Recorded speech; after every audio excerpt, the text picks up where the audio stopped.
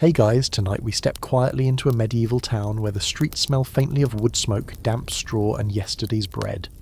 The sun is barely climbing over crooked rooftops, and somewhere nearby a rooster is attempting to convince everyone that this will be a perfectly ordinary day. Spoiler alert, it will not. You shuffle through the narrow lane with a basket tucked under your arm, trying not to trip over the uneven cobblestones. A cart rattles past you, pulled by a stubborn donkey who clearly has opinions about his working conditions. The baker is already shouting about fresh loaves, and a few early customers gather around his stall. Everything feels normal, comfortably, almost suspiciously normal. Which is interesting, because somewhere far away, a tiny flea riding on the back of a rat is about to ruin absolutely everything. You probably won't survive this, by the way. Not trying to be dramatic, just statistically honest. When the Black Death reaches Europe in the mid-1300s, it will eventually kill somewhere between 30 and 50% of the population. Historians still argue whether the number might even be higher in some regions, but either way the odds are not exactly in your favour. So before things get unpleasant, and trust me, they will, let's do a quick favour for the mysterious algorithm gods. So, before you get comfortable, take a moment to like the video and subscribe, but only if you genuinely enjoy what I do here. And while you're settling in, go ahead and comment your location and local time. I always like seeing where in the world people are listening while drifting off to sleep with slightly alarming historical stories. Now, dim the lights, maybe turn on a fan for that soft background hum, and let's ease into tonight's journey together. You continue walking through the town square where merchants are setting up stalls beneath wooden awnings that lean slightly in ways engineers would politely describe as optimistic. Chickens wander freely through the crowd, pecking at crumbs with the confident attitude of creatures who know no one here has time to chase them. A blacksmith's hammer rings rhythmically against glowing iron somewhere down the street. Clang, clang, clang. The sound echoes through the town like a slow heartbeat. If you pause for a moment and look around, medieval life has a certain sleepy rhythm to it. People rise with the sun, work until their backs complain loudly enough, eat simple meals, and sleep when darkness arrives. Bathing is, well, not exactly frequent. That detail will become important later. For now, though, life carries on the way it always has. The butcher sharpens his knife. Children chase each other through the square. A priest walks past, murmuring morning prayers while carefully avoiding a puddle that may or may not be something a horse left behind. News travels slowly here, weeks, sometimes months. So when the first rumours arrive, they feel distant, almost unreal. A traveller passing through the town pauses at the well and tells anyone who will listen about a terrible sickness in the east. Entire cities struck down, he says. People dying in the streets, strange swellings appearing on the body before death arrives only days later. Most people shrug. Travellers exaggerate all the time. If medieval towns had a favourite hobby, it would probably be ignoring bad news until it shows up on their doorstep wearing muddy boots. Still, the story lingers in the air like faint smoke. You overhear bits of conversation as you pass by a group of merchants. Probably just fever, one of them says.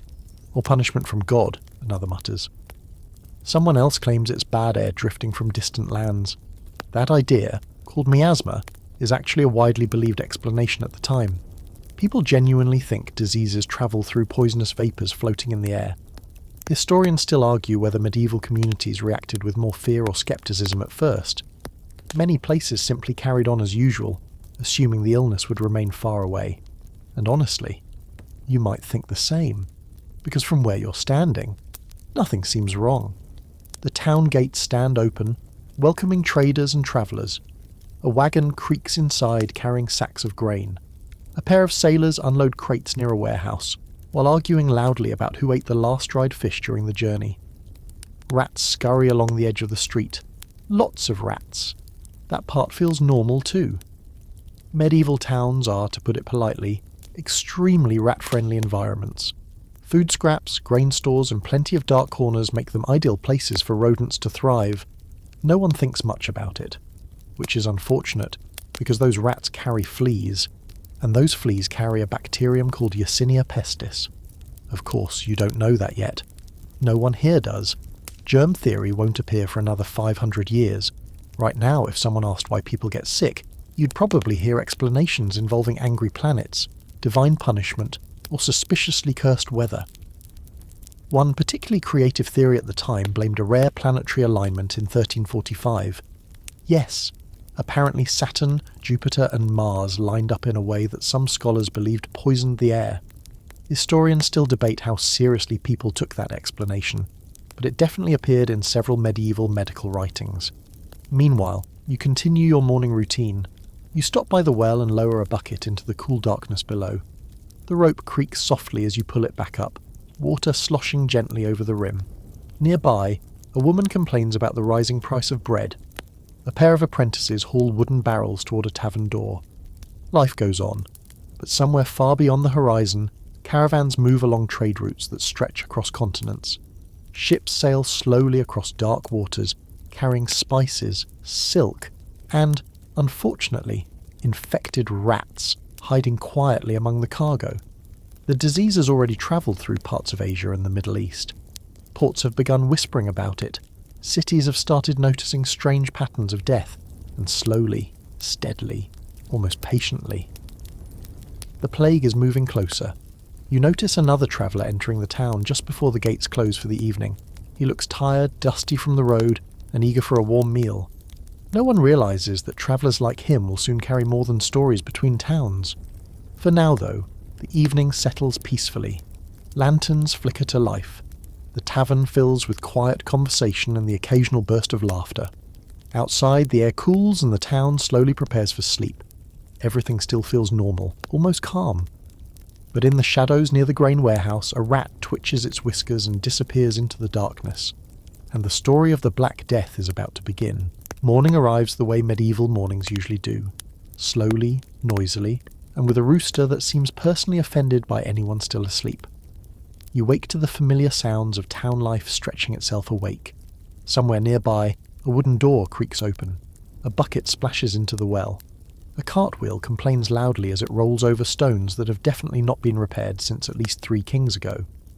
If you take a moment to breathe in the air, it carries a mixture of smells that medieval towns consider perfectly acceptable.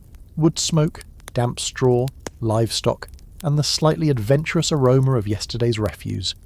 Sanitation, as you may have guessed, is not exactly the medieval world's strongest achievement. Most towns have no proper sewer systems. Waste often ends up tossed into the street, where rain, or hopeful pigs, eventually deals with it. People sometimes shout a warning before dumping chamber pots from upper windows, which is polite in theory but less helpful if you're the one walking underneath. Still, this is simply how life works here. You step outside into the narrow lane, adjusting your cloak against the cool morning air. The sky above the rooftops is pale blue, and the town square is already filling with activity. Bread must be baked, tools must be repaired, animals must be fed. Life in the medieval world runs on routine, and routines are comforting things. The baker's oven is already blazing hot, and he slides long wooden paddles beneath fresh loaves. The smell of baking bread drifts through the street like a promise that the day might actually go well. Nearby, a group of farmers arrives with carts piled high with vegetables, eggs, and sacks of grain. Their boots are thick with mud from the countryside, and they greet townsfolk with the relaxed familiarity of people who have been trading here for years. Markets like this are the heartbeat of medieval towns. In fact, historians note that trade networks during the 14th century were surprisingly busy. Goods travelled remarkable distances, spices from Asia, wool from England, metals from Central Europe. It was an interconnected world long before modern highways or airplanes, which, unfortunately, also made it an excellent highway for disease. But right now the town is focused on far simpler concerns. You wander past a cobbler who is bent over a worn leather boot, stitching carefully by the doorway of his workshop. Inside, rows of half-finished shoes hang from wooden pegs like sleepy bats. Next door, a tailor shakes out bolts of fabric while negotiating loudly with a customer who insists the cloth shrank after washing. That's a bold claim considering most people wash clothing about as often as they bathe, which is not often. Bathhouses do exist in many medieval towns, but bathing habits vary widely. Some people bathe regularly, while others avoid it because they believe hot water opens the pores and allows illness to enter the body. Historians still argue whether medieval hygiene was quite as bad as popular myths suggest, but let's just say deodorant will not be invented for a very long time. you make your way toward the well again, where several townspeople gather to gossip while filling buckets. Gossip, after all, is one of the fastest communication systems ever invented, and today's topic, unsurprisingly, returns to the rumours from distant lands. Someone mentions hearing about ships arriving in southern ports where entire crews had fallen ill. Another claims a cousin in a faraway town wrote a letter describing strange swellings on people's necks and armpits. A third insists it's probably just a seasonal fever. People always panic about something, he says with a shrug, and honestly that reaction isn't unusual. When news arrives slowly and often through unreliable travellers, it's easy to dismiss frightening stories as exaggeration. The medieval world is already full of hardships, famine, war, harsh winters, so another rumoured disaster doesn't always feel urgent. But beneath the chatter of the market, small details are quietly shifting. The traveller you noticed yesterday evening sits outside the tavern, pale and sweating despite the cool air. He drinks slowly from a cup of watered wine while the innkeeper watches him with mild concern. He claims he's simply tired from the road. That explanation seems reasonable enough. Travel in the 1300s is exhausting. Roads are rough, journeys are long, and sleeping arrangements often involve sharing a room or a bed with several complete strangers. Which brings us to a slightly strange historical tidbit. In many medieval inns, travellers commonly shared beds with people they had just met. This practice was called bundling, and it was mostly about saving space and warmth, rather than anything romantic. You can imagine how well that works when someone happens to be carrying an infectious disease. For now, though, no one is thinking about that. The town bell rings gently from the church tower, calling people to morning prayer. A few merchants pause to cross themselves before continuing their work. Religion shapes nearly every part of daily life here. When strange events occur, people often interpret them through spiritual explanations. Bad harvest? God might be testing the community. A sudden illness? Possibly divine punishment, or perhaps simply fate. Meanwhile, rats continue their quiet work along the edges of town. They scurry beneath grain carts, slip through cracks in warehouses, and dart between stacks of firewood. They're so common that most people barely notice them anymore. But each rat carries passengers. Tiny fleas, almost invisible, waiting patiently for their next meal. Inside those fleas lives the bacterium that will soon change the course of history. When the flea bites an infected animal, the bacteria multiply inside its gut. Eventually the flea becomes so blocked that it cannot swallow properly. Hungry and irritated, it bites again and again, spreading the infection to new hosts, including humans. Of course, none of this is visible to you as you stroll through the square. What you notice instead is the slow rhythm of another ordinary day. A child drops a wooden toy and bursts into dramatic tears. A merchant argues over the price of onions. The blacksmith's hammer continues its steady rhythm. Clang, clang, clang. If anything, life feels comfortably predictable. But historians looking back at this period often remark on how suddenly everything changed. In many towns, the shift from normal life to full-scale crisis happened within weeks, sometimes even days. For now, though, the sun climbs higher over the rooftops. Shadows shorten. The marketplace grows louder, and somewhere in the tavern behind you, the tired traveller coughs quietly into his sleeve. The day moves along with the same steady rhythm you've come to expect from life in this town. The marketplace hums with bargaining voices, carts creak past one another like slow wooden animals, and somewhere nearby a dog barks with the determined confidence of a creature that believes it is personally responsible for neighbourhood security. You spend most of the morning running small errands, picking up a loaf of bread, exchanging a few coins for dried beans, and listening to the usual swirl of gossip that floats through the square. But by midday, something feels slightly different. Not dramatic, just a subtle shift in the air, like when a storm is still hours away but the wind has started to change. You notice the traveller again. The same dusty man who arrived yesterday evening now sits slumped outside the tavern wall.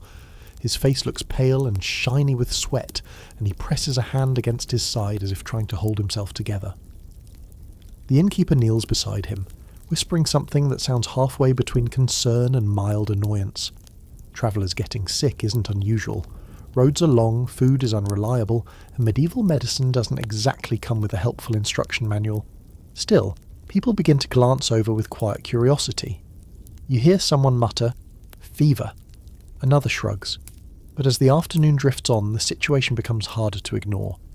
The traveller suddenly doubles over with a violent cough. The innkeeper helps him inside, though not without hesitation. A small crowd gathers near the doorway, and that's when someone notices the swelling, a dark lump beneath the man's arm, visible when his sleeve slips back. Someone whispers the word bubo. Now, medieval people don't yet understand bacteria or infection, but they do recognise patterns. Swellings like that, painful lumps that appear near the neck, armpits or groin, have been described before during outbreaks of disease. The word bubo will later give the illness its famous name, bubonic plague. A mainstream historical fact here is that these swellings were actually swollen lymph nodes filled with infection. They could grow to the size of eggs, or sometimes even apples. You can imagine how comforting that must have been. The crowd begins to thin quickly. No one wants to linger too long near a sick stranger. Inside the tavern, the innkeeper's wife lights a small candle beside the man's bed while muttering prayers under her breath. Religion is often the first line of defence against illness in this era. After all, if disease is sent by God, then prayer seems like a logical solution. But outside, the whispers begin. You hear fragments of conversation drifting across the square. Did you see it? Strange swelling. Traveller brought something with him. Rumours move faster than horses. By evening, 3 different versions of the story are circulating through town. In one version, the man caught a deadly illness overseas. In another, he was cursed by a witch in a distant village. One particularly imaginative storyteller claims he saw black spots spreading across the traveller's skin like spilled ink. Historians still argue whether the nickname Black Death came from those dark patches, or from the general darkness of the catastrophe itself. The exact origin of the term is surprisingly debated. Meanwhile, inside the tavern, the traveller's condition worsens. His fever rises quickly. Sweat soaks the thin blanket covering him, and he begins to mumble incoherently about the road, about ships, about people falling sick in cities far away. The innkeeper listens uneasily. He remembers the stories. Cities where entire households died within days, markets suddenly empty, church bells ringing constantly for funerals. Sounds impossible. But the man's breathing grows heavier with each passing hour. There's another small detail that begins to bother people: the rats. Normally they dart quickly through alleys and disappear the moment someone approaches, but today a few lie strangely still near the grain storehouse. One merchant pokes a rat with a stick. It doesn't move. That's unusual. Modern scientists now know that large numbers of dying rats often appeared shortly before human outbreaks of plague. When infected rats died, their fleas jumped to new hosts, often humans. But in this moment, you only notice something odd about the sudden quietness of the rodents. A quirky historical tidbit. Some medieval observers actually wrote about rats dying before human illness appeared, but without germ theory they couldn't connect the dots. Even so, the town begins to feel uneasy. As dusk settles, the church bell rings again, echoing across the rooftops. Normally it signals the end of the workday. Tonight it sounds slightly more ominous. You pass the tavern door and notice the innkeeper standing outside, rubbing his forehead nervously. When someone asks how the traveller is doing, he simply shakes his head. Not well. That answer spreads quickly. Within an hour, people begin avoiding the tavern entirely. Customers choose other places to drink. Children are told not to wander near the building. Fear doesn't arrive all at once. It creeps in quietly, settling into conversations like a draft through a cracked window. Later that night, the traveller's fever breaks in the worst possible way. His breathing slows, then stops. The innkeeper covers the body with a blanket and sits silently beside the bed. No one knows yet what this death truly means. One sick traveller dying in an inn could simply be bad luck. But historians know something the townspeople don't. In many European communities during the 1347 to 1351 outbreak, the first sign of plague was exactly this: a traveller arriving sick from somewhere else. The next sign usually appeared a few days later: another sick person, then another, and then, far too many to count. Outside, the town sleeps beneath a calm night sky. Lanterns flicker softly along the street. The marketplace stands empty. A gentle breeze moves through the narrow alleys. Everything feels quiet again. But tomorrow morning someone else will wake up with a fever, and the real terror will begin. Morning returns to the town with the same pale sunlight creeping across rooftops, but the mood has shifted in a way that's difficult to explain. Nothing looks dramatically different.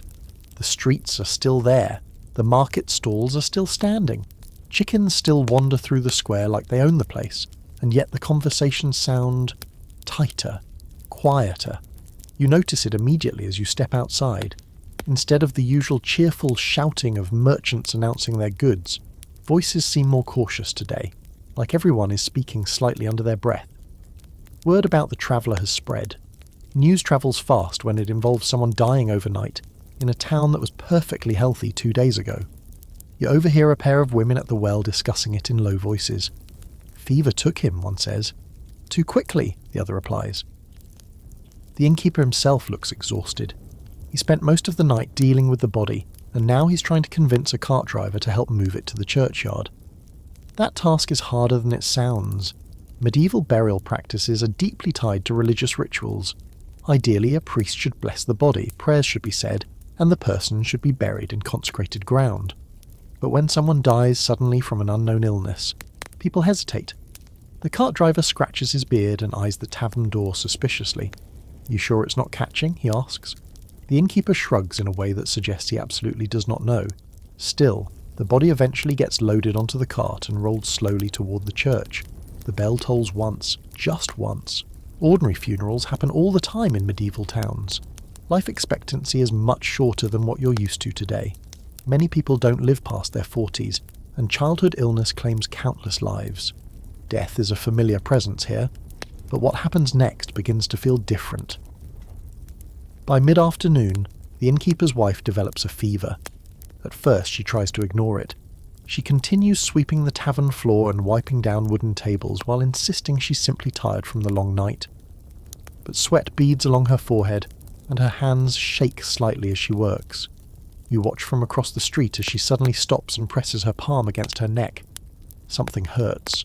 When she touches the spot again, her face tightens, a swelling, small, but unmistakable. Inside the tavern, a few remaining customers quietly stand up and leave. The rumour spreads through the town faster than spilled ale on a wooden floor. 2 people sick now, connected to the traveller. By evening, the atmosphere in the marketplace has changed completely. People talk in anxious clusters. Merchants pack their goods earlier than usual. Parents call their children indoors sooner than normal. Fear moves through a community in strange ways. At first, it appears as curiosity, then suspicion, then something sharper. One mainstream historical fact about the Black Death is that symptoms often appeared extremely quickly. A person might feel healthy one day and gravely ill the next. Many victims died within 3 to 5 days.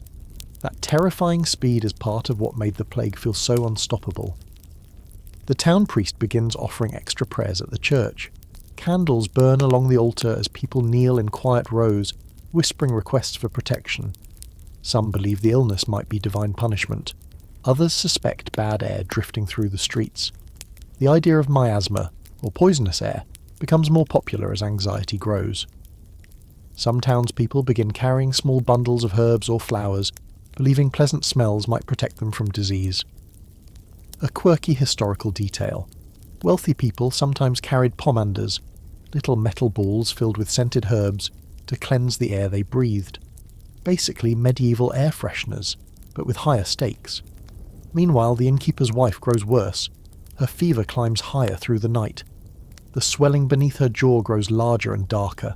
She begins to shiver uncontrollably, even though the room is warm from the tavern hearth. Her husband sits beside the bed, helpless.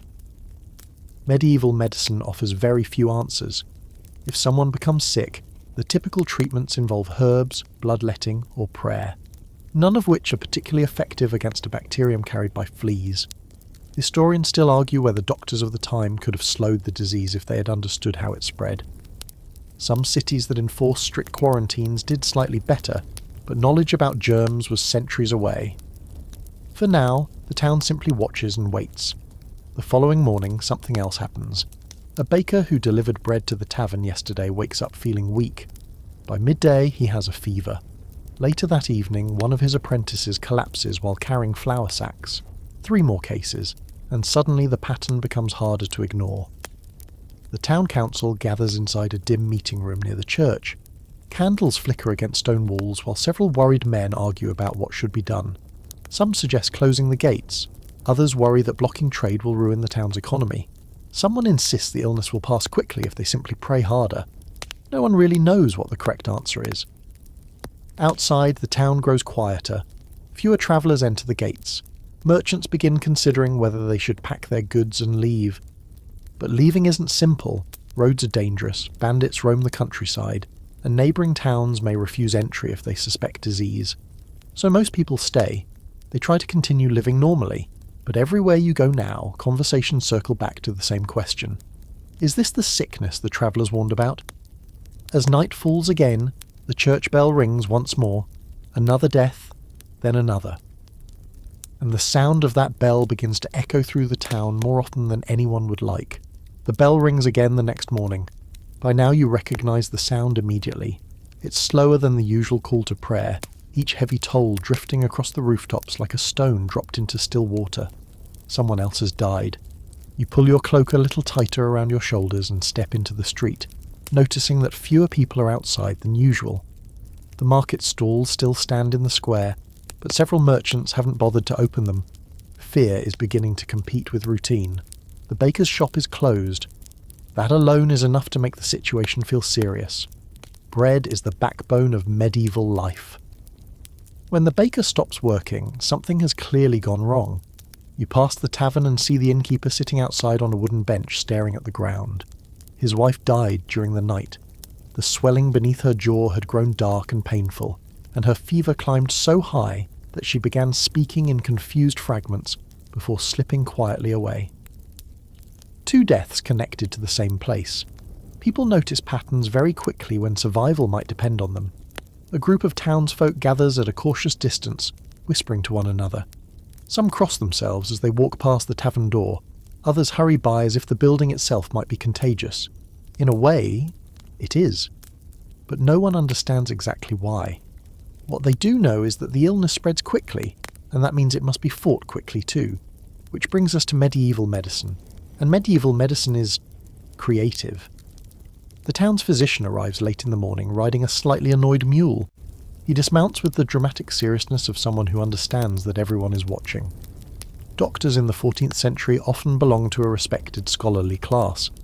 Many studied at universities and based their work on ancient Greek and Roman medical texts. Unfortunately, those texts were written long before anyone understood bacteria. One mainstream historical fact is that medieval medicine relied heavily on the theory of the 4 humours: blood, phlegm, black bile, and yellow bile. Illness was believed to occur when these fluids fell out of balance inside the body, so the doctor's job is to restore harmony. He enters the tavern carrying a leather satchel filled with tools and herbs. You peek through the doorway as he examines the innkeeper, who has now developed a fever of his own. The physician nods gravely. He presses his fingers to the man's wrist, checking the pulse. Then he examines the swelling forming beneath the innkeeper's arm. His expression tightens.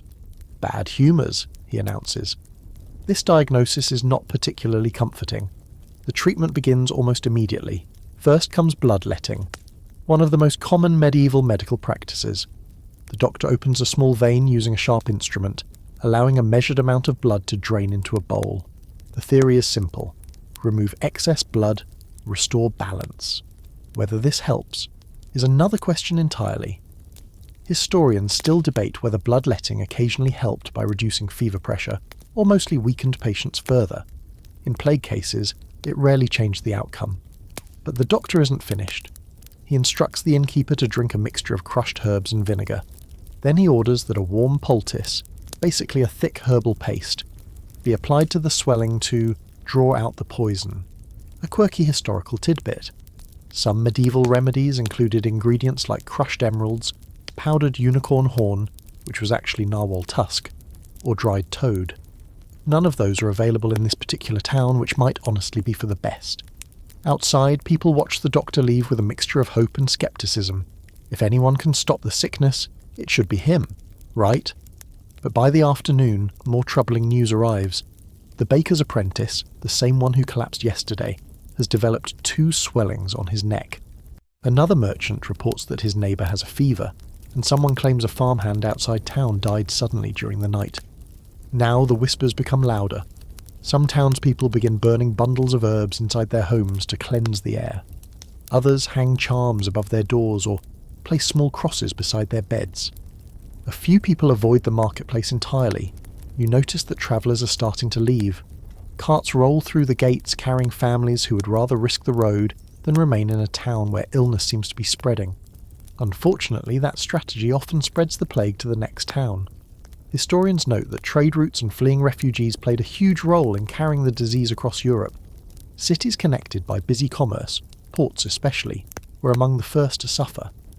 As evening approaches, the doctor returns to check on the innkeeper. You stand outside with several others while he works inside the tavern. Minutes pass, then an hour. Finally, the physician steps out, wiping his hands on a cloth. His face tells the story before he even speaks. The innkeeper will not survive the night. The crowd falls silent, and for the first time since the sickness appeared, you realise something unsettling. The doctor, the one person everyone hoped would fix this, doesn't actually know how to stop it. The sun sinks behind the rooftops, casting long shadows through the emptying streets. Somewhere nearby, a rat scurries across the cobblestones and disappears beneath a grain cart. The church bell rings again. Slow, heavy, another death, and the town is beginning to understand that whatever has arrived here isn't leaving any time soon. The town wakes the next morning with the uncomfortable feeling that something invisible has settled over it.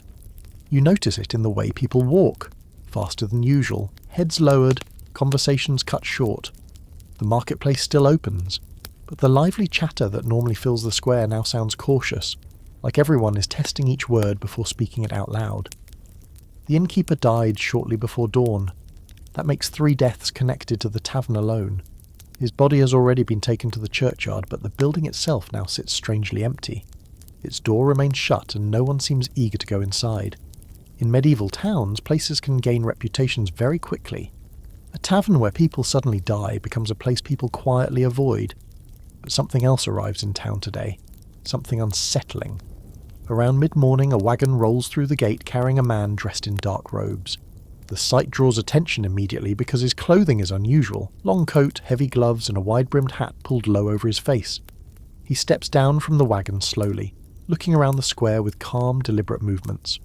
People whisper. A plague doctor has arrived. Now, historically speaking, the iconic image of plague doctors, the long-beaked mask filled with herbs, became most famous later, especially during outbreaks in the 1600s. Historians still argue whether those masks were widely used during the earliest waves of the Black Death in the 1300s, but protective clothing and special physicians assigned to deal with plague certainly did exist, and this man clearly intends to treat the sick. You watch as he unloads several wooden boxes from the wagon. The local physician, who tried bloodletting yesterday, approaches him with visible relief. Reinforcements have arrived. The stranger introduces himself simply as a doctor sent from a nearby city where the sickness has already begun spreading. His voice carries the calm tone of someone who has seen far worse situations. That alone makes people nervous, because if this is normal for him, how bad were the places he came from? Inside one of the boxes lies a curious object, a mask with a long curved beak. The townspeople stare at it in fascinated silence. The beak is stuffed with dried herbs, lavender, rosemary, mint, anything that smells strong and pleasant. According to the popular miasma theory, these scents help filter poisonous air before it reaches the doctor's lungs. From a modern perspective, it looks strange. From a medieval perspective, it's cutting-edge medical technology. A quirky historical detail. Some plague doctors also carried wooden sticks, which they used to examine patients without touching them directly, or sometimes to gently nudge people who got too close. The new doctor wastes little time. He begins visiting the homes of those who have fallen ill. His long coat swishes softly as he walks through the streets, and the beaked mask gives him the appearance of a tall, slightly judgmental bird wandering through town. Children stare. Adults step aside respectfully. Inside the baker's house, the apprentice lies in bed, trembling with fever. Two swollen buboes have formed along his neck, dark and angry beneath the skin. The doctor examines them carefully. He speaks quietly with the boy's family, recommending isolation.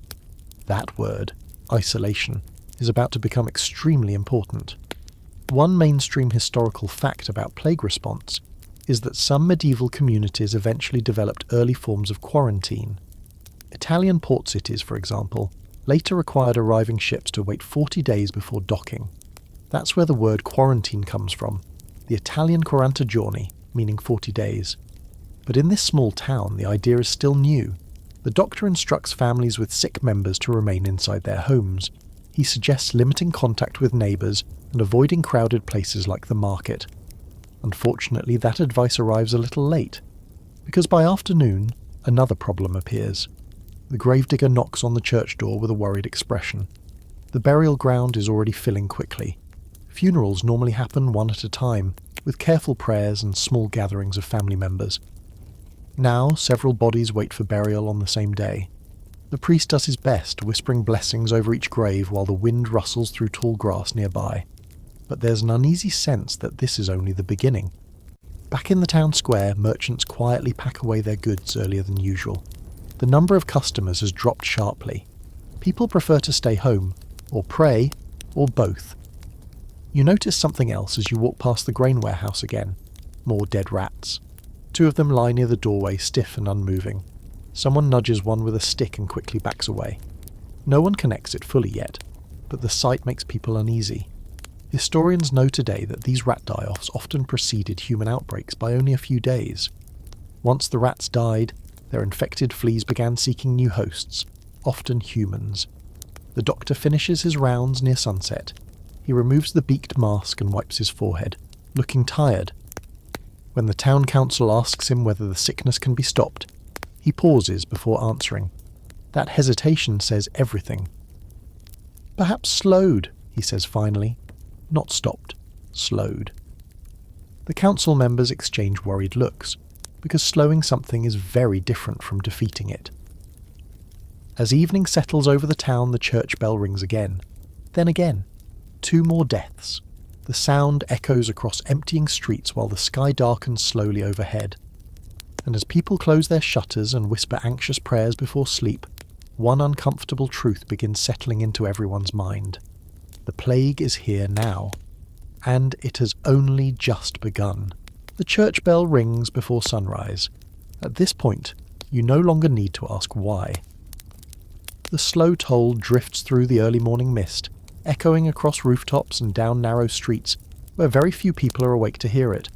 Normally, the town would already be stirring with the usual sounds of carts and merchants preparing their stalls. Today the silence lingers longer. You step outside and notice the difference immediately. Doors remain closed, windows stay shuttered. Even the chickens wandering through the square seem quieter than usual, scratching lazily at the dirt as if unsure why the humans have suddenly become so still. Death has begun to move faster than routine. The priest has barely finished one burial before another body arrives at the churchyard. The gravedigger works with steady determination, shoveling dark soil while wiping sweat from his brow. A mainstream historical fact about the Black Death is that in many towns, once the outbreak truly began, deaths could climb rapidly within days. In the worst-hit areas, as much as half the population could die within a single year. Standing here watching the gravedigger, that number feels impossible. And yet the bell rings again before noon. Inside the church, candles flicker along the stone walls as the priest murmurs prayers. At first, every funeral still follows tradition. Blessings, scripture, quiet words spoken for the departed. But as the day goes on, the rituals begin to shorten. Not because the priest wants them to, because there simply isn't enough time. Outside, several carts now wait near the gate of the churchyard. Each carries a body wrapped in rough cloth or a simple blanket. Families stand nearby in stunned silence. The town has never seen death arrive this quickly. You overhear one man whisper to another that perhaps the sickness spreads through touch. Someone else insists it must come from bad air drifting through the streets. The plague doctor continues making his rounds, moving carefully from house to house with his long coat and herbal mask. His stick taps lightly against door frames as he knocks before entering, but even he cannot reach everyone. The baker's apprentice died early this morning. His funeral is brief. The priest offers a blessing while the boy's family stands quietly beside the grave. No one lingers afterward. People leave quickly, glancing nervously at one another as if illness might jump between them like a spark. Fear changes behaviour in subtle ways. Friends stop embracing. Neighbours stop sharing meals. Conversations happen from several steps apart. Historians still argue about how much medieval people understood about contagion. They lacked germ theory, but many communities did notice that proximity to the sick often led to more illness. That observation alone was enough to make people cautious. Meanwhile, another strange development begins to worry the townsfolk. The animals are behaving oddly. A stable boy reports that several cats have disappeared. Someone else claims dogs have started avoiding certain alleys near the tavern and baker's house, and once again, more rats appear dead in the streets. A quirky historical tidbit. During some plague outbreaks, people actually killed cats and dogs because they feared the animals might spread the disease. Unfortunately, historians now believe that removing cats may have allowed rat populations to grow even larger, which probably made things worse. But none of that is obvious in the moment. People simply act on fear. As afternoon fades into evening, the churchyard fills with fresh mounds of soil. The gravedigger leans on his shovel, exhausted, while the priest rubs his eyes and stares at the growing line of carts. This pace cannot continue. The town council gathers again, this time with more urgency than before. They meet in the same candlelit room beside the church, voices tense and tired. The plague doctor joins them. He explains what he has seen in other towns. At first the sickness appears in only a few houses, then it spreads to neighbours, then to entire streets. Trade slows, markets close, fear grows, and eventually, many towns simply run out of space to bury their dead. The room grows very quiet after he says that. One council member suggests closing the town gates completely. Another argues that food deliveries will stop if they do. Someone else wonders aloud whether it might be safer to flee into the countryside. The doctor shakes his head slowly. The sickness is already travelling, he says. That sentence lands heavily in the room, because it means something simple and terrifying. Leaving might not help. Outside, the sun sets behind the town walls, painting the sky in fading shades of orange and grey. The marketplace stands almost empty now. Only a few lanterns glow along the street, casting soft circles of light onto the cobblestones. You walk past the tavern again. Its windows remain dark. The door hangs slightly open, creaking gently in the breeze. Not long ago, this building was full of laughter, spilled ale, and travellers telling exaggerated stories about distant lands. Now it feels like the centre of something far more ominous. The church bell rings once more. Another death. Then, a little later, it rings again. The sound echoes through the quiet streets as night settles over the town. And somewhere behind closed doors, more people are beginning to feel the first heat of fever rising in their bodies. By the time the sun rises again, the town no longer feels like the same place. You step outside and immediately sense the tension. The streets are quieter than ever, and the few people who do venture out move quickly, avoiding one another's gaze. Fear has settled into the town like a heavy fog. The church bell rings again before breakfast. Another funeral, then another. And somewhere between those slow tolls of the bell, something new begins to spread through the town. Blame.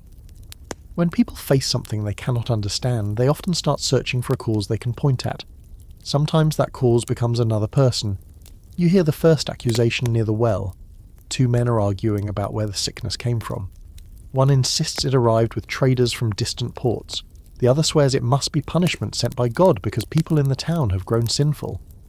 A third voice joins in. What about the travellers? Heads turn.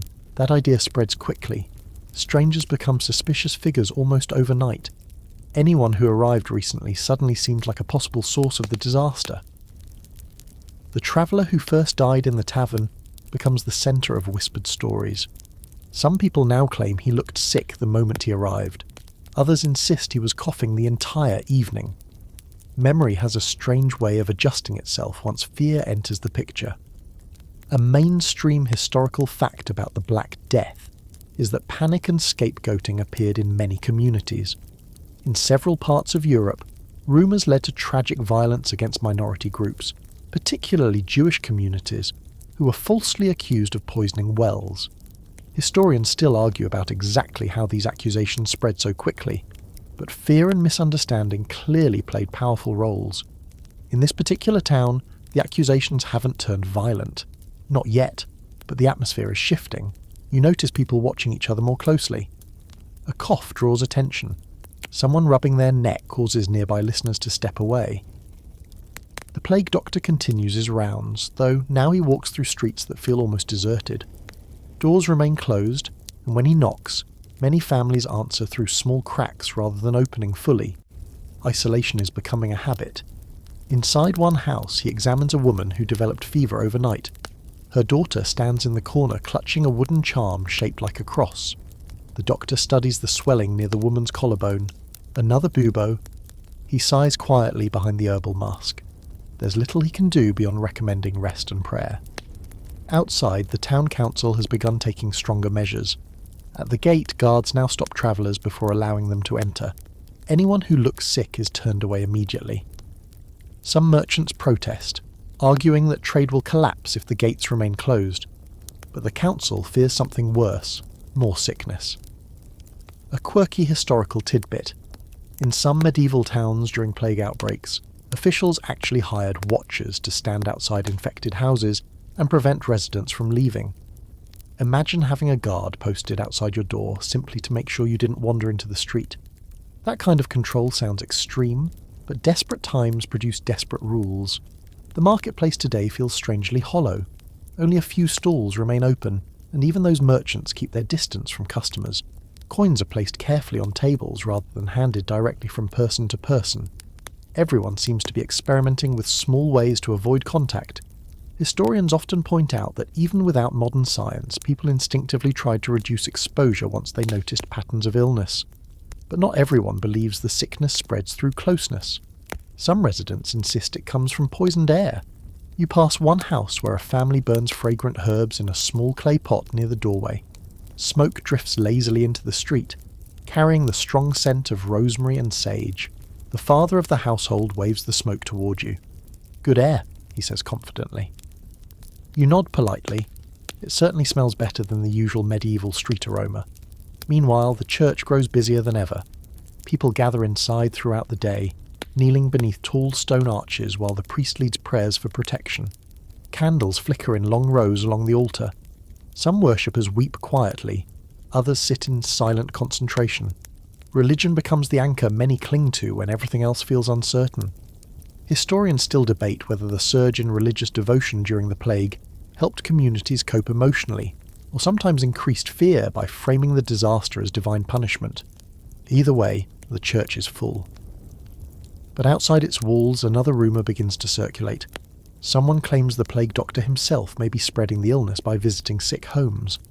Another person insists the doctor's strange mask proves he knows more than he's telling. Suspicion spreads quickly when anxiety runs high. Even the people trying to help become potential targets for doubt. As evening falls, the town feels smaller somehow. Shops close early, streets empty faster. Lanterns glow behind shuttered windows while families whisper quietly inside their homes. The church bell rings twice after sunset. 2 more deaths. And though no one says it out loud yet, a thought is beginning to settle into everyone's mind. The sickness isn't slowing, it's growing. A few days pass, though days is starting to feel like a strange way to measure time. Life in the town no longer moves according to market hours or church bells calling people to prayer. Instead, everything now revolves around a different rhythm. The bell that tolls for the dead. You wake before sunrise and count 3 slow rings drifting across the quiet streets. 3 more deaths during the night. That sound has become so familiar that people no longer stop what they're doing when they hear it. They simply pause for a moment, glance toward the church tower, and then continue whatever task they were attempting before the bell interrupted.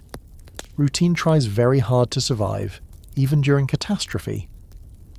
But routine is losing. You walk through the marketplace and immediately notice how empty it feels now. Half the stalls stand abandoned. The butcher has disappeared entirely, and the cobbler's workshop remains closed with its wooden shutters nailed tightly across the door. Some people have fled the town during the night. Others are simply too sick to work. A mainstream historical fact about the Black Death is that entire communities sometimes lost such a large portion of their population that normal economic life completely collapsed. Fields went unharvested, shops closed, and trade routes fell quiet. Standing in the silent marketplace, you can begin to understand how that might happen. The few merchants who remain open sit behind their tables with nervous expressions. Customers approach cautiously, often placing coins on the edge of a stall before stepping back. Food is becoming harder to find. Deliveries from nearby farms have slowed because many farmers are afraid to enter the town. Those who do arrive often leave quickly, unloading their goods and turning their carts around almost immediately. You overhear one farmer explaining that 2 villages outside the walls are now reporting sickness as well. That news travels through the marketplace like cold wind. The plague is spreading outward. Meanwhile, the churchyard has begun to run out of space. The gravedigger now works with 2 assistants, and even that isn't enough to keep up with the number of bodies arriving each day. Fresh graves appear in long rows across the uneven ground, some marked with wooden crosses, others simply covered with hastily packed soil. The priest continues performing blessings, though the ceremonies grow shorter. Sometimes he must bless several bodies at once. Historians still argue whether mass burials became common immediately during the Black Death, or only later when death tolls overwhelmed towns completely. But written accounts describe communities where individual funerals simply became impossible. You can see the beginning of that shift here. Late in the afternoon, a cart arrives carrying 3 bodies wrapped in cloth. They are buried together. The priest whispers a prayer while the wind rustles through the tall grass beyond the churchyard wall. Nearby, someone quietly weeps. Back in town, the streets grow quieter with each passing day. Many houses now display small symbols near their doors, crosses painted with chalk or charcoal, charms hanging from strings, or bundles of herbs nailed to wooden beams. People are trying anything that might bring protection. A quirky historical tidbit. During some outbreaks, people believed certain smells could ward off disease. Strong fragrances like vinegar, garlic, or crushed herbs were carried in small pouches or even held beneath the nose while walking through public spaces. Imagine the medieval version of walking around with a portable air purifier made of rosemary. The plague doctor continues working tirelessly, though he looks more exhausted each day. His coat smells strongly of the herbs, and the long-beaked mask has become a familiar sight drifting through the empty streets. You see him pause outside a house where a small red mark has been painted on the door. That mark means someone inside is sick. The doctor knocks once before entering. Inside, a family waits anxiously around a wooden bed where the father lies sweating with fever. The swelling beneath his arm is large now, dark and painful. His wife watches the doctor with desperate hope. But the doctor's silence says everything. There is little he can do. Outside, another strange change begins appearing across the town. The animals have largely disappeared. Cats that once prowled the alleys hunting mice are nowhere to be seen. Dogs wander nervously through the streets, but keep their distance from houses where sickness is known. And still, the rats remain. They dart along the edges of the square, slipping beneath abandoned stalls and gnawing at spilled grain sacks. Without the usual bustle of people, they seem bolder now. Historians know that the plague bacterium often travelled with fleas living on these rats. When the rat population died off or moved away, the fleas sought new hosts, including humans. But here in the quiet streets, the connection remains invisible. All you notice is that the town feels emptier each day. Even the church bell begins to sound tired. It rings again at sunset, then twice more after dark. 3 more deaths. Lanterns flicker weakly behind shuttered windows while families sit close together inside their homes, listening to the bell echo across the town. And somewhere in the darkness, more people are beginning to feel the first signs of fever rising quietly within them. By now, the town has become a place of closed doors and cautious footsteps. You wake to the familiar toll of the bell again. 2 slow rings this morning, and lie still for a moment, staring at the wooden beams above your bed. The sound echoes faintly through the quiet streets, as predictable now as the sunrise itself. Death has become part of the daily schedule, and for the first time, you begin seriously thinking about leaving. You're not the only one. Throughout the town, families are having the same conversation in hushed voices over simple breakfasts of bread and watered ale. Should they stay and hope the sickness passes, or risk the open road? Neither option feels comforting. but the idea of escaping the town grows more tempting with each passing day. By mid-morning, several carts are already creaking toward the gates. People load whatever they can carry: blankets, sacks of grain, small chests of belongings, while neighbours watch from a cautious distance. Leaving isn't easy. Roads in the medieval world are rough, muddy tracks winding through forests and fields. Bandits sometimes lurk along isolated stretches, and inns can be crowded or dangerous. Still, many people decide the risk is worth it. A mainstream historical fact is that during the Black Death, wealthier families in particular often fled cities for the countryside. One famous example appears in the Decameron, a 14th century collection of stories where a group of young nobles escapes plague-stricken Florence and tells tales to pass the time. Historians still debate how common that kind of escape really was, but the idea clearly captured people's imagination. And right now, it feels like a reasonable plan. You join a small group heading toward the gate just to see what's happening. A line of carts stretches along the street, each one piled high with possessions. Some families travel on foot beside them, children clutching bundles of clothing while parents argue quietly about which road to take. But the guards at the gate look uneasy. They've received new instructions from the council. Travellers may leave the town if they wish, but they cannot return once they go. That rule makes people hesitate, because what if the countryside is worse? What if neighbouring villages refuse to let outsiders enter? The guards also warn that other towns have begun turning strangers away entirely. Fear is spreading faster than trade ever did. Even so, several families decide to leave anyway. You watch one cart roll slowly through the gate, its wheels bumping over the wooden threshold. The driver glances back only once before urging his horse forward along the dusty road. Beyond the walls lies open countryside.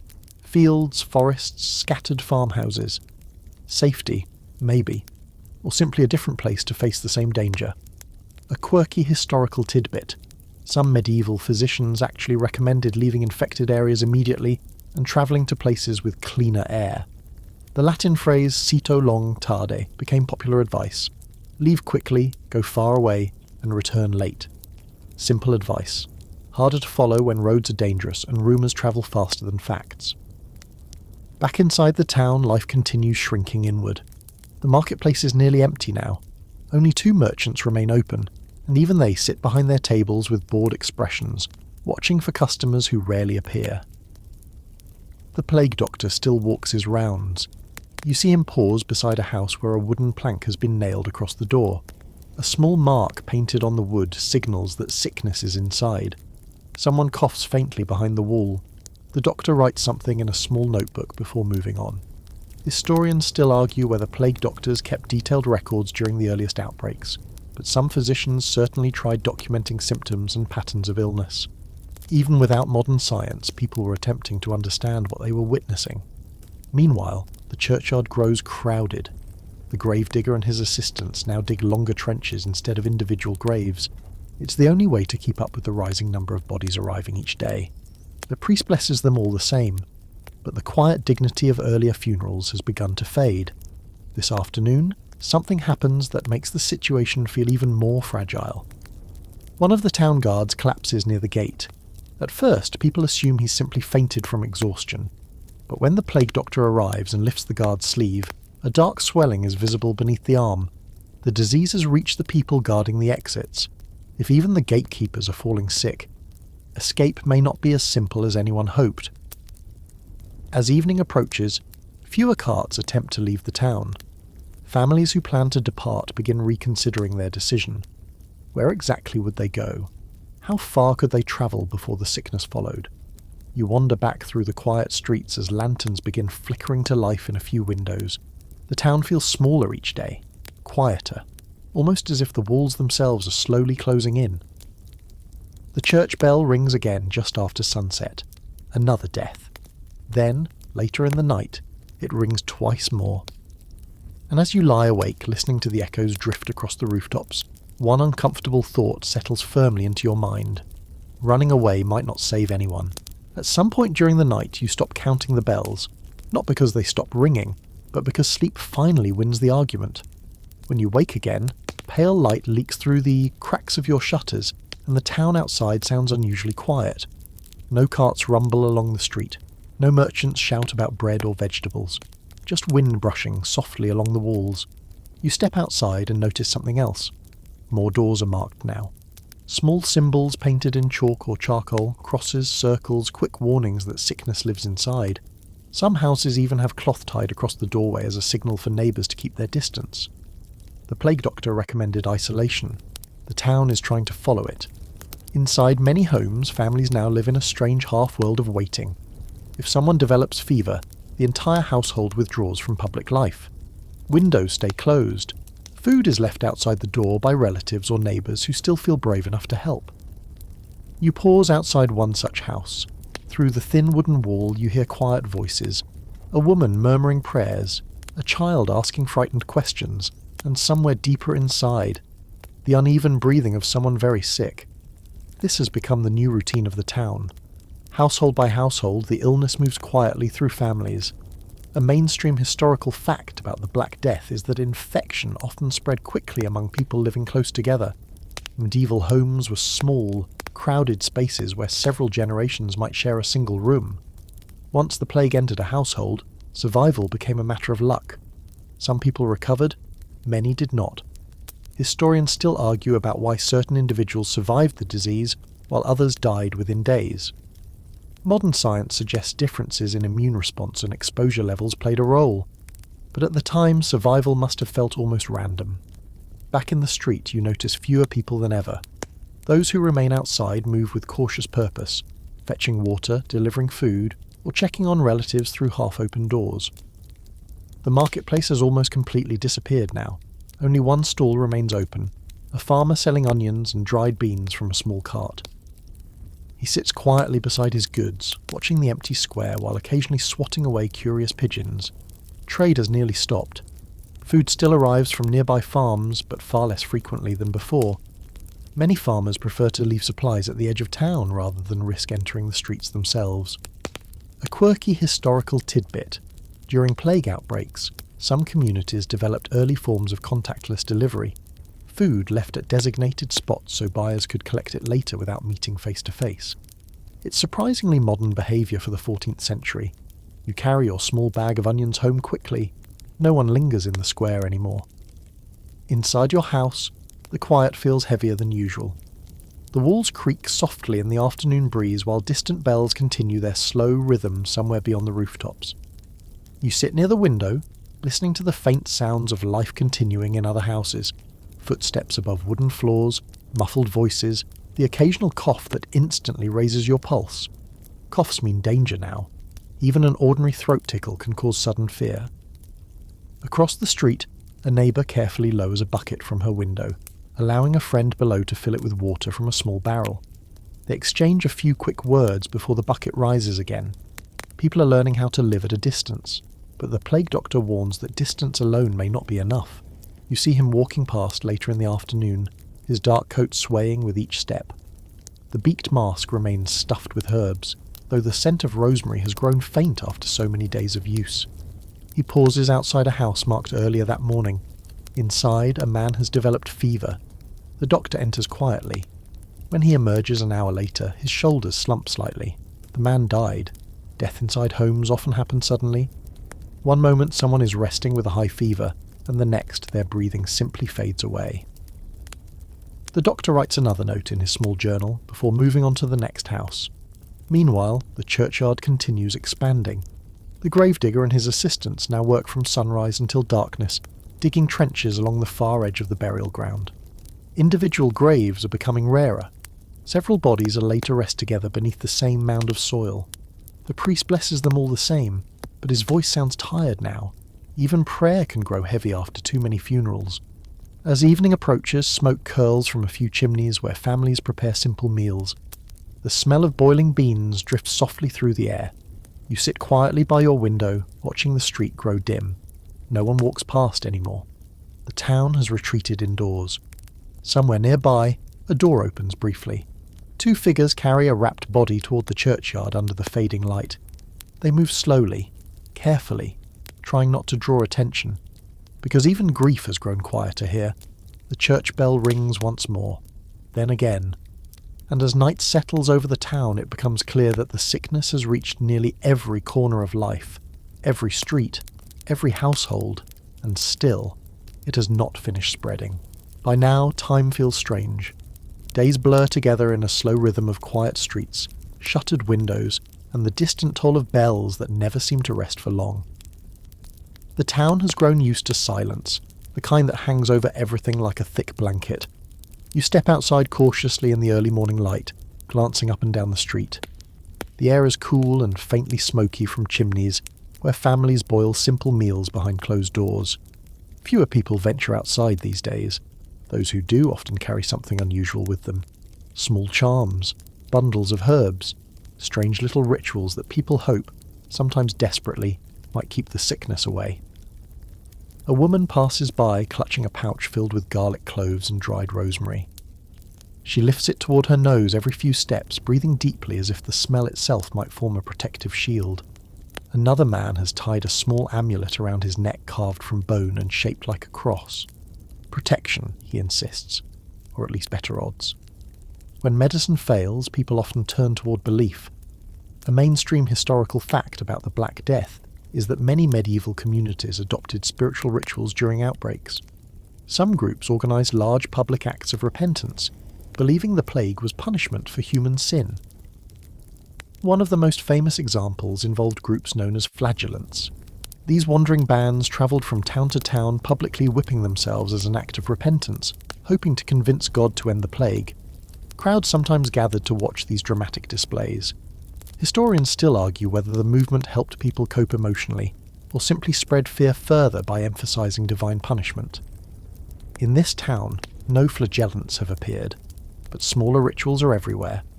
Near the church, you notice several residents kneeling in the square, whispering prayers while holding candles even though the sun is already rising. The priest stands nearby offering blessings to anyone who asks. People are searching for hope wherever they can find it. Meanwhile, other residents try more unusual remedies. You pass one house where a man has hung several onions and garlic bulbs above the doorway. According to him, the smell will drive away sickness drifting through the air. A quirky historical tidbit. During plague outbreaks, some people believed that sitting near strong-smelling substances, like vinegar, herbs, or even certain animals, could purify the air around them. One particularly odd remedy recorded in medieval texts suggested carrying a live chicken against a swollen bubo to draw out the poison. Thankfully, no one in your town seems eager to test that particular experiment.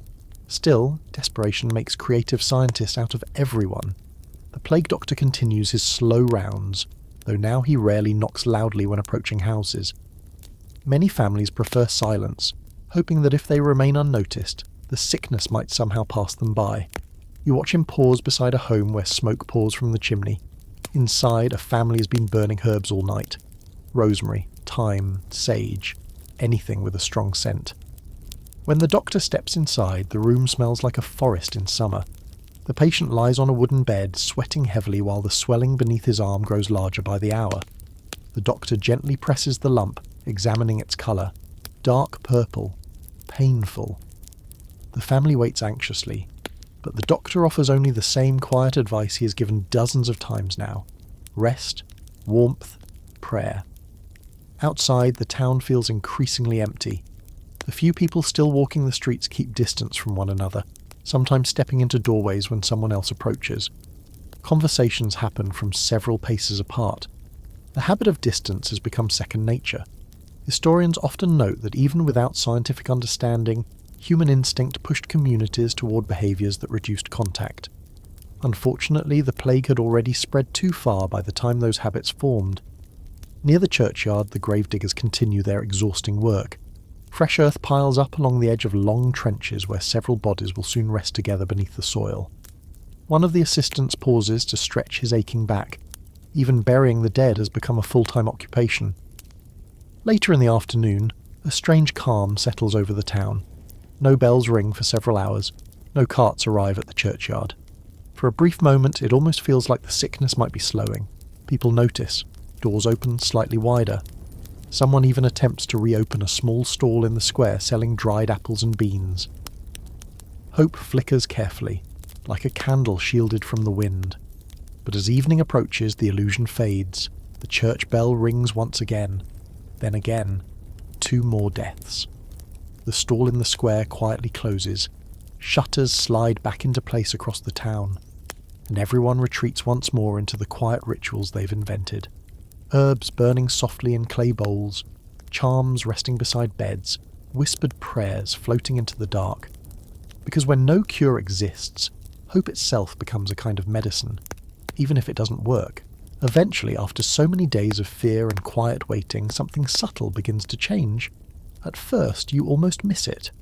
Morning arrives, pale and cool, and you lie awake listening for the church bell the way you have every day for what feels like forever. Normally it rings before the sun is fully above the rooftops, but today, it doesn't. You wait. The wind brushes softly against the shutters. A pigeon lands somewhere nearby with a flutter of wings. Still no bell. That absence feels almost louder than the sound itself. You step outside cautiously, half expecting someone to appear with terrible news that simply arrived late. But the street remains calm. A few neighbours peek through windows wearing the same puzzled expression. No one has died during the night, for the first time in many days. The town doesn't celebrate immediately. No one trusts the silence yet. People move carefully through their morning routines, listening for the bell that might start ringing at any moment. But hours pass. The gravediggers stand near the churchyard talking quietly instead of digging new trenches. The priest sits outside the church door reading from a worn book, glancing occasionally toward the tower where the bell rope hangs still. Something has shifted. A mainstream historical fact about the Black Death is that outbreaks often came in waves.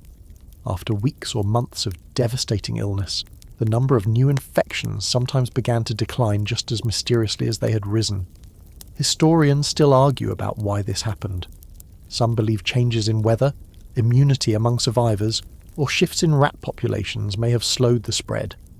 Whatever the reason, communities sometimes experience this eerie pause, and that pause begins today. By afternoon, people venture out a little more confidently. The farmer with the onion cart returns to the square, arranging his vegetables with cautious optimism. A few buyers approach. They still keep their distance, but conversation returns in quiet murmurs. Even the plague doctor seems slightly less tense as he walks through the streets. His coat still smells faintly of herbs, though the scent has faded after so many exhausting days. He stops beside you briefly and removes the beaked mask, wiping sweat from his brow. "Fewer cases today," he mutters. That is the closest thing to good news anyone has heard in weeks. Still, the town bears the marks of everything that happened. Several houses remain empty now. Their doors hang open, and weeds have begun creeping along the edges of the streets, where families once walked daily. The tavern still stands silent at the corner of the square. Its windows remain dark. You remember when laughter and music spilled from that doorway every evening. Now it feels like a relic from another life. A quirky historical tidbit. In many plague-stricken towns, survivors often avoided homes where people had died, believing the buildings themselves might carry sickness. Some houses remained abandoned for months or even years. That may happen here too. As evening approaches, something else returns to the town. Sound. A child laughs somewhere near the well. Two neighbours speak across the street without whispering. The marketplace, though still small, begins to resemble its old self just a little. Historians sometimes describe this stage of the plague as the moment when communities slowly realised the worst might be passing. But that realisation rarely arrived all at once. People remained cautious, because they had learned how quickly things could change. You notice the gravedigger sitting beside his shovel near the churchyard wall. He looks exhausted but strangely relieved, as if his body has finally remembered what rest feels like. He hasn't needed to dig a grave today. Not yet. The priest emerges from the church carrying a small lantern. Instead of preparing for another funeral, he lights candles along the altar in quiet gratitude. Inside, a few townspeople kneel in silent prayer, not for protection this time, but for survival. As darkness settles over the rooftops, lanterns flicker in windows across the town. Families share simple meals, speaking softly about the strange calm settling over their lives. No one celebrates loudly. The memory of the past week still hangs too heavily in the air, but hope, small, careful hope, has returned. The church bell remains silent through the night, and for the first time since the sickness arrived, the town sleeps without the sound of death echoing through the streets. The next morning, the town wakes with something it hasn't felt in a very long time. Cautious relief. You step outside and notice it immediately in the way people move. Doors open wider, windows remain unshuttered. Someone even sweeps dust from their doorway, a small task that suddenly feels like a hopeful act. The church bell still hangs silent. No new deaths. That doesn't mean the plague has vanished completely. A few homes still shelter sick residents, and the plague doctor continues his quiet rounds through the streets. But the wave, the terrible surge that seemed unstoppable, has finally begun to fade. You walk slowly toward the marketplace, where something remarkable is happening. 2 merchants have returned. The farmer with the onions is there as usual, but beside him another stall has appeared, selling rough cloth and needles. A handful of customers browse carefully, speaking in voices that sound almost normal again. Not cheerful yet, but no longer terrified. A mainstream historical fact about the Black Death is that when the worst waves passed, many towns found themselves drastically changed. Entire neighbourhoods stood half empty. Farms lacked workers. Workshops had lost apprentices, masters, and customers alike. In some places, nearly half the population had vanished. Looking around the square, you can see the first signs of that reality. The baker's shop remains closed. The cobbler's window is still boarded. The tavern door swings quietly in the wind, untouched since the first days of the sickness. But other doors are beginning to open. The priest steps into the square this morning to speak with a small gathering of townsfolk. His voice carries gently across the cobblestones as he offers a prayer of thanks for those who survived, and remembrance for those who did not. Many people bow their heads, because survival now feels like something fragile and strangely undeserved. Historians still argue about how survivors emotionally processed the aftermath of the plague. Some accounts describe communities celebrating life with renewed energy, while others mention deep grief and lingering fear that the disease might return. Both reactions probably happened at the same time. You see a little of each in the town today. Near the well, 2 children chase each other around the wooden frame while their mother watches nervously. She smiles, but only slightly, like someone still learning how to relax again. Nearby, the plague doctor stands beside the town council speaking quietly. His work here is nearly finished. Soon he will move on to the next community facing the same terrible crisis. Before leaving, he shares one final piece of advice. Keep houses clean, avoid crowded gatherings for a while, and remain cautious if new travellers arrive. The council nods solemnly. A quirky historical tidbit. After the Black Death, some cities began creating early public health rules. Officials inspected homes, monitored travellers, and sometimes even required special permits for entering city gates. These measures were among the first attempts at organised disease control in Europe. Standing in the square, you notice another change. Workers are suddenly in demand. A farmer complains that he has fields ready for planting but not enough hands to work them. The blacksmith mentions that several apprentices died during the outbreak. Labour has become scarce, and scarcity has power. Historians know that after the Black Death, surviving workers in many regions found themselves in a stronger position than before. With fewer people available, labour became more valuable. Wages rose in some places, and social structures slowly began to shift. At the time, of course, no one thinks about economic transformation.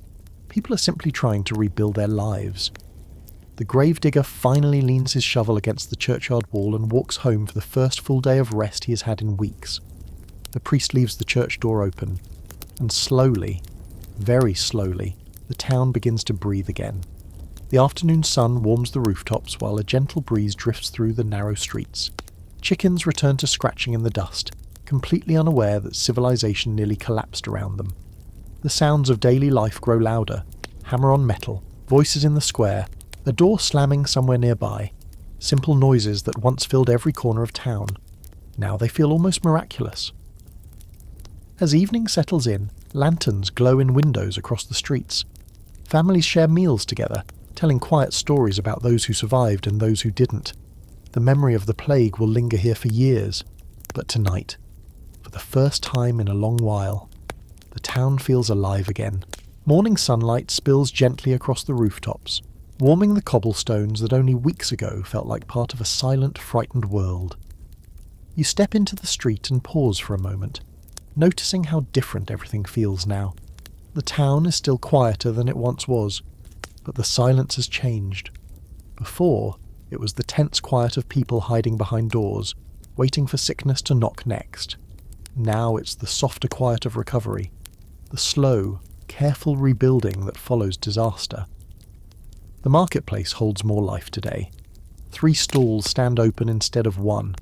The onion farmer has been joined by a woman selling coarse bread from a basket, and another merchant who lays out wool cloth in careful folds across his table. Customers move between them cautiously but steadily. Trade is returning. A mainstream historical fact about the Black Death is that when the plague finally passed through a region, survivors often faced a dramatically altered world. With so many people gone, land, homes and jobs suddenly became available in ways that had never existed before. In some places, peasants who had once struggled under strict feudal obligations found themselves able to demand better wages, or move to new towns where work was plentiful. Historians still argue about how quickly these social changes unfolded, but many agree the Black Death helped weaken the rigid medieval system that had dominated Europe for centuries. Of course, standing here in your small town, those sweeping historical changes feel very far away. Right now, life is about smaller things. Reopening shops, repairing houses, planting crops before the next season slips away. You walk past the old tavern again. Its door has finally been closed properly, though the windows remain dusty and dark. Someone has nailed a small wooden cross above the entrance, perhaps as a quiet memorial for those who died inside. Maybe one day laughter will return here, but not yet. Further down the street, you notice the plague doctor preparing to leave. His wagon stands near the gate, boxes already loaded. He adjusts the familiar beaked mask, though today he carries it in his hand rather than wearing it. Without the mask, he looks surprisingly ordinary, just a tired man who has seen far too much sickness. He speaks briefly with the town council before climbing onto the wagon seat. The wheels creak as the horse pulls forward, carrying him slowly down the road toward the next place that might need help. You watch until the wagon disappears beyond the fields. A quirky historical tidbit. In some regions after the plague, survivors developed a slightly darker sense of humour about death. Art and stories from the late medieval period often featured themes like the danse macabre, where skeletons dance alongside living people to remind everyone that death eventually comes for all. It sounds grim. But in a strange way, it also reflects resilience. Because if people can joke about death, it means they've learned how to live beside it. As the afternoon unfolds, you wander toward the churchyard. Fresh grass has begun growing over the newest graves. Rows of wooden crosses mark the places where neighbours, friends and strangers now rest quietly beneath the soil. The priest stands nearby, speaking softly with a small group of townsfolk. They share stories about those who were lost, remembering details that make them smile, favourite jokes, stubborn habits, small kindnesses that might otherwise fade with time. Memory becomes its own kind of monument. The gravedigger passes by carrying a bucket of water, whistling faintly under his breath. That sound alone feels remarkable. For weeks this place was filled with nothing but the scrape of shovels and the slow tolling of bells. Now birds chirp in the nearby trees, wind rustles through tall grass, life continues. And as evening arrives, the sky slowly deepens into gentle shades of purple and gold. Lanterns glow softly in windows across the town, while people settle into their homes for the night. The sounds of cooking drift through the streets again. Simple meals of bread, beans and onions shared quietly among families who understand how fragile ordinary days can be. You sit for a while near the edge of the square, listening to the calm rhythm of the town breathing once more. The plague has passed through like a terrible storm. It left scars, empty houses, memories that will not fade easily, but it also left survivors, and survivors rebuild. As the night grows deeper, the town settles into a slower, gentler quiet, the kind of quiet that invites your thoughts to soften and drift. The lanterns in the windows begin to dim one by one, like distant stars slowly disappearing behind clouds. Somewhere far away a dog barks once and then settles again. The church bell remains still tonight. No urgent tolls, no hurried footsteps through the streets. Just the peaceful hush of a place finally allowed to rest. You imagine the people inside their homes now, wrapped in blankets, breathing slowly, grateful for simple warmth and another ordinary night. The wind moves softly along the rooftops. The fields beyond the town stretch dark and calm beneath the moonlight, waiting patiently for the next season of planting and growth. And here, inside the quiet walls of this small medieval town, life continues the way it always has. Slowly. Quietly. One peaceful breath at a time.